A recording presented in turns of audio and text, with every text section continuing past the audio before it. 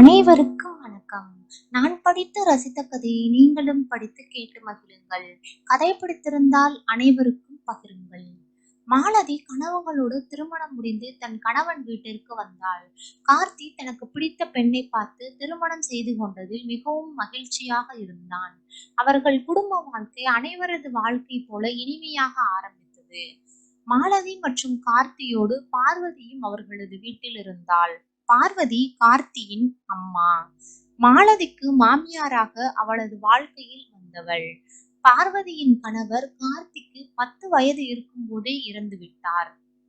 பார்வதி தனி ஆளாக கார்த்தியை வளர்த்து ஆளாக்கி அவனது மனதிற்கு பிடித்த பெண்ணை பார்த்து திருமணம் செய்து வைத்தாள். மாலதி அவளது மாமியாரிடம் அன்போடு நடந்து கொண்டாள். அவர்களுக்குள் எந்த பிரச்சனையும் இல்லாமல் வாழ்க்கை சென்று கொண்டிருந்தது. வாழ்க்கை 6 மாதம் சிறப்பாக சென்றது. கொஞ்சம் கொஞ்சமாக சமையல் தெரிந்து வைத்திருந்த மாலதி தன் கணவனுக்கு சமைத்து போட சமையல் அறைக்குள் நுழைந்தாள். முதலில் பெரிதாக எதுவும் சொல்லவில்லை பார்வதி. கார்த்திக்கு மாலதியின் சமையல் பிடித்து போக ஆரம்பித்தது. மாலதி அதற்கென அதிக நேரம் செலவழித்து சமூக வலைதளம் மூலம் வித்தியாசமான புதுவிதமான உணவுகளை சமைத்து பரிமாறினாள். கார்த்திக்கு இது மிகவும் பிடித்து போனது. தன் மகன் தன்னை விட்டு போவது போல் உணர்ந்தாள் பார்வதி. அதை அவளால் தாங்கிக் கொள்ள முடியவில்லை. மாலதியிடம் முதலில் காட்டிய அன்பு குறைந்து கோபமாக நடந்து கொண்டாள். காரணம் தெரியாத மாலதி பொறுத்து கொண்டே வந்தவள் ஒரு கட்டத்தில் எதிர்த்து பேச மாமியார் மருமகள் சண்டையாக மாறியது. விஷயம் கார்த்திக் காதுகளுக்கு செல்ல தன் அம்மா மேல் இருந்த பாசத்தில் இதுவரை சமைத்தது போதும், இனிமேல் மாலதியை சமைக்கட்டும் என கூறிவிட்டான். சிறு வயதிலிருந்தே கார்த்தியின் தந்தை இறந்த பிறகு வீட்டின் அனைத்து கணக்குகளையும் பார்த்து வந்தவள் பார்வதி. கார்த்தியும் தன் செலவிற்கான பணம் போக சம்பளம் முழுவதும் தன் அம்மாவிடம் தான் கொடுப்பான். மாலதி சமையலுக்கு ஏதாவது வாங்க வேண்டும் என்றால் கூட பார்வதியிடம் கேட்பாள். பார்வதியோ மிகப்பெரிய வகையில் தன்னை தன் மகனிடமிருந்து பிரிக்க மாலதி நினைக்கிறாள் என நினைத்து கொண்டு மாலதியிடம் மிக கடுமையாக நடந்து கொண்டாள். சமையல் பொருட்கள் வாங்க பார்வதி சரியாக பணம் கொடுக்கவில்லை. மாலதி தன்னிடம் இருந்த பணம் சிலவற்றை வைத்து சமாளித்து வந்தாள். ஆனால் 3 மாதங்கள் சென்ற பிறகு மாலதியிடம் சுத்தமாக பணம் இல்லாமல் போனது.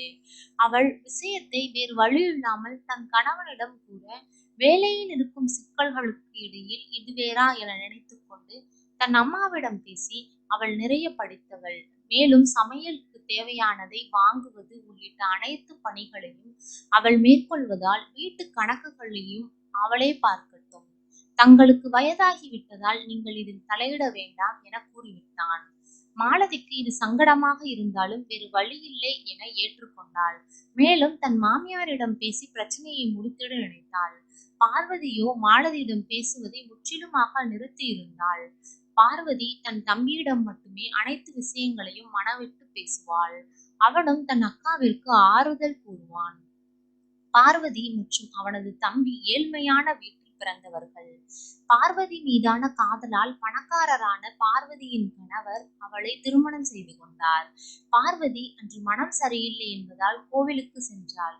கோவில் படிக்கரையில் அமைதியாக அமர்ந்திருந்தவளுக்கு இவளைப் போலவே வயதான ஒரு பெண்மணி பேச்சு கொடுக்க இருவரும் மனம் விட்டு பேசிக் கொண்டனர். பார்வதி கூறுவது அனைத்தும் தன் வீட்டில் நடந்தது போல உள்ளதாக அந்த பெண்ணும் கூறினாள். பார்வதி மிகுந்த ஆர்வத்தில் அடுத்து என்ன நடந்தது, நீங்க என்ன செய்தீர்கள் என அனைத்தையும் கேட்டு தெரிந்து கொண்டாள். பிறகு வீட்டிற்கு வந்து விட்டாள். கார்த்தி வேலையை விட்டு வரும்போது வீட்டில் மாலதி இல்லை. தன் அம்மாவிடம் அவன் கேட்க, தான் இப்பொழுதுதான் வெளியில் சென்று விட்டு வீடு திரும்பியதாகவும் தானும் மாலதிக்காகவே காத்திருப்பதாகவும், மாலதி எங்கே என எனக்கு தெரியாது என கூறினாள்.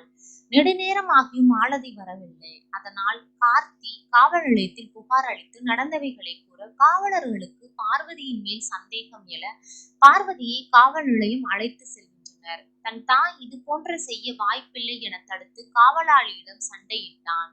தன் மனைவி எப்போதும் தன் அம்மாவை விட்டு கொடுத்ததில்லை என்றும், அதுபோல் தன் அம்மாவும் எனக்காகவே வாழ்ந்தவள் என்றும், என் மனைவியிடம் மனஸ்தாபம் இருந்தாலும் அவளிடம் கடுமையாக நடந்தாலும் எங்கும் எனக்காக அவளை விட்டுக் கொடுக்க மாட்டார் என கூறினான். காவலர்கள் வீட்டிலேயே வைத்து நடந்தவர்களை விசாரிக்க ஆரம்பித்தனர். பார்வதி தன் கோவிலுக்கு சென்றதையும் அங்கே என்னை போன்ற வயதான பெண்ணை சந்தித்ததாகவும் அவளிடம் பேசிய விஷயங்களையும் கூறினாள்.